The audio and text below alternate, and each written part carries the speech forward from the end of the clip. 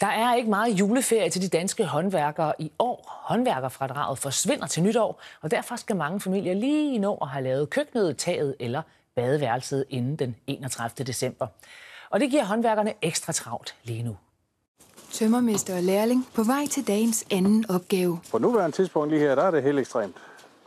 Vi kan slet ikke følge med lige nu. I øjeblikket er arbejdsdagene ikke under 12 timer, og juleferien stort set inddraget. Vi plejer jo helst at stoppe lige fredagen inden jul, eller i hvert fald lige mandagen efter, hvis ikke vi lige har det sidste.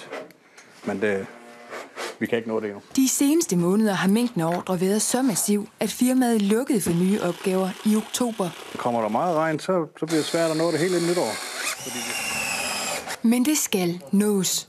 For når nytårsraketterne bliver sendt til værs, forsvinder fradraget. Goddag. En deadline, der har sat rekorder her hos Danmarks største formidler af byggeopgaver, 3byggetilbud.dk. Så har jeg en anden en her. Det er en rigtig hastesag, hvis du har tid mellem jul og nytår. Vores mest besøgte hjemmeside nogensinde, det er den side, vi har med en forklaring af håndværkerfradraget. Og for første gang i firmaets historie skal personalet også på arbejde mellem jul og nytår. Og så er der jo nogle opgaver, hvor vi jo også begynder at fortælle, at vi kan ikke nå at sørge for, at de bliver varetaget, inden at året er om. Der skal laves lidt af hver der.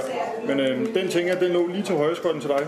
Men med kun 9 dage til fradraget forsvinder, står mange ordrebøger gabende tomme fra dag 10. Og der er også nogen, der er bange for, at alle de mennesker, de har måttet ansætte, imens håndværkerfradraget eksisterer, at de skal sige farvel til nogle af dem. På nuværende, der har jeg afskediget 2 mand, som har sidste dag den 31. 12. Sune Simonsen så allerede de første negative tegn i efteråret. Her får han normalt 40-50 ordre til det nye år. Denne gang var tallet 8. Håndværkerfradrag, det har været ment som en hjælp, ligesom for at få julen i gang. Så man kan vel ikke forvente, at det var evigt? Nej, men når man fjerner fradraget, som man gør nu, og man begynder at nødt til at fyre folk, så begynder man at bremse igen.